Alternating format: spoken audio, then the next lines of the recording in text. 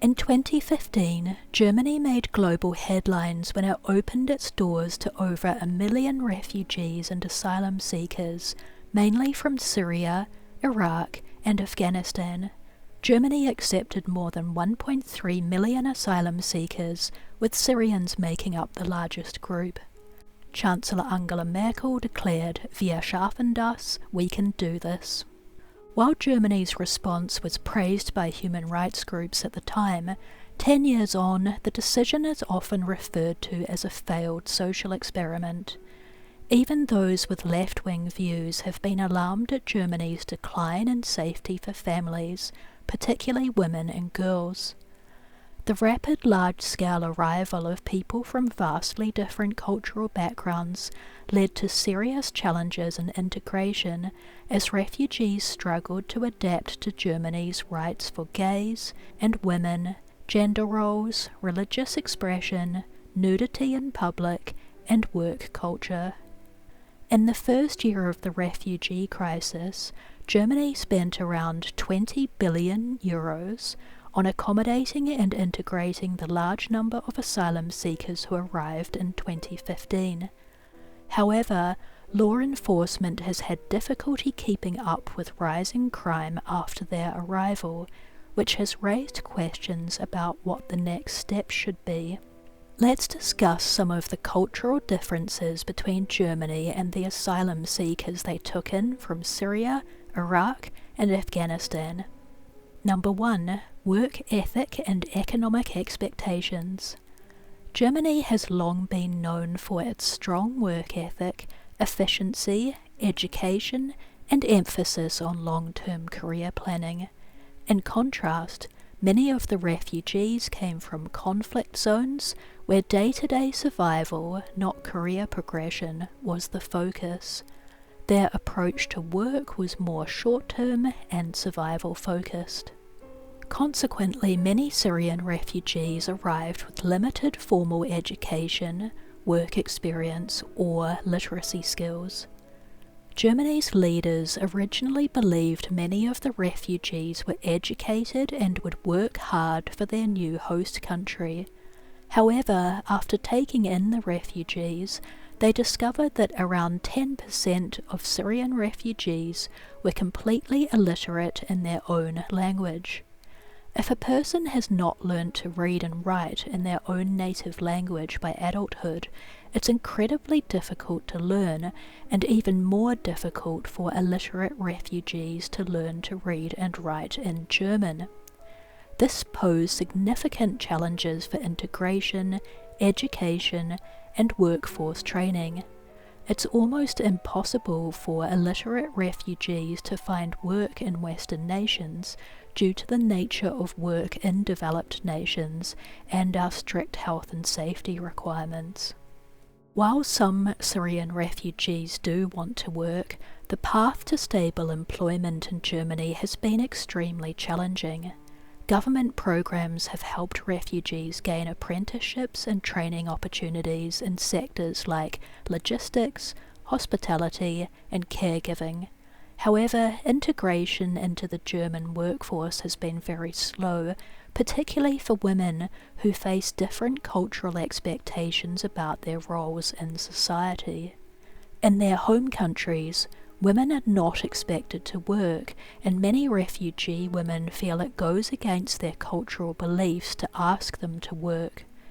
There were also misunderstandings, as many refugees thought that they would be given an allowance and would never be expected to work. Refugees saw Germany as a very wealthy country that could afford to support them, so they didn't understand why the government wouldn't continue the welfare payments indefinitely. Refugees choose Germany and the UK specifically for the generous welfare benefits. Another issue is that cleaning jobs and caregiving jobs are seen as women's work, so most male refugees are reluctant to do these jobs as it feels degrading. They'd rather remain on government benefits than do women's work. It's widely believed one of Germany's main motivations for taking in refugees was to fill their labour shortage for caregivers, nurses and cleaners, but the majority of refugees turned out to be unmarried men, not the families German leaders had claimed they'd be taking in.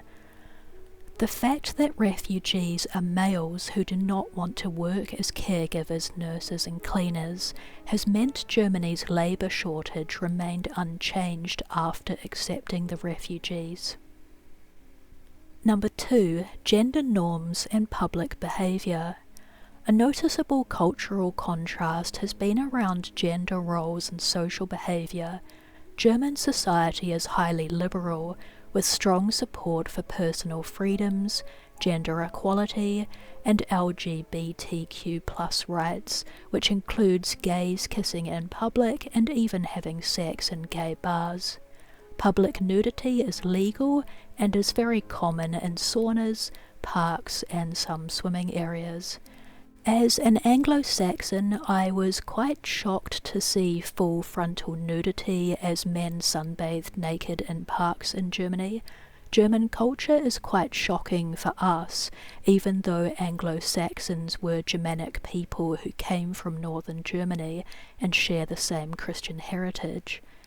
In contrast to Germans, most of their refugees come from conservative Muslim societies where modest dress is the norm, particularly for women who must wear headscarves, and homosexuality is taboo or illegal in their countries.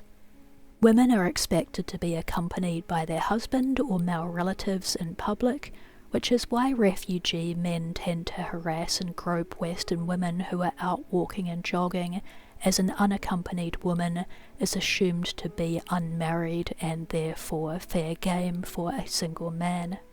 When I travelled around Syria and neighbouring Middle Eastern countries, I noticed that men were frequently watching pornography in public places and on their phones at internet cafes, and they select porn videos featuring white women, particularly blondes and redheads. One of their main motivations for moving to Europe was to see women who looked like the women in the pornography movies that they watch every day. Pornography addictions lead to unrealistic fantasies that European women will be interested in them, even though the men in the porn videos are white males. These differences in expectations and cultural misunderstandings have resulted in numerous incidents of sexual harassment and violence against women and underage girls in Germany. Some high-profile cases, such as the 2015-16 New Year's Eve incidents in Cologne, where large groups of migrant men sexually assaulted women and young girls, have sparked public anger and lead to calls for tougher border controls. German police initially denied that sexual assaults took place as the government was afraid it would lead to racism against refugees. This has caused significant distrust in the police in Germany. While it's critical not to stereotype all refugees or Muslims, there have been genuine concerns as migrant men struggle to adapt to German laws and values, particularly around consent, gender equality and personal freedom. Sexual assaults on women, where the perpetrator was a migrant male, are many times higher than that of white German males. Sadly, some left-wing voters have continued to side with migrant male perpetrators of sexual crime instead of siding with the young girl victims. This has led many on the right to ask why left-wing voters side with full-grown adult Syrian males who grope and assault 11-year-old girls at swimming pools in Germany. Even statues of naked women in Germany are now groped so often that they are becoming discoloured. Number 3. Government and community response. The German government has responded to public concerns by offering integration courses which are mandatory for refugees. These courses cover topics such as gender equality, legal rights, consent, and cultural expectations in Germany. There are also public campaigns aimed at promoting mutual understanding between Germans and migrants. However, these campaigns have been widely criticised for depicting white German women sexually assaulting Syrian men in swimming pools, instead of the other way around. These posters have turned a very serious issue into an absolute joke. Law enforcement has been strengthened in urban areas, particularly around train stations, bus stations and shopping malls, with a focus on preventing violence and protecting girls and the elderly. The government has promised to consider deportation policies for asylum seekers convicted of serious crimes. Conclusion: 10 years on, Germany's decision to welcome refugees is largely viewed as a failed social experiment, and other countries have been reluctant to welcome refugees after seeing the disastrous outcomes in Germany. Germans and the refugees they took in are like chalk and cheese.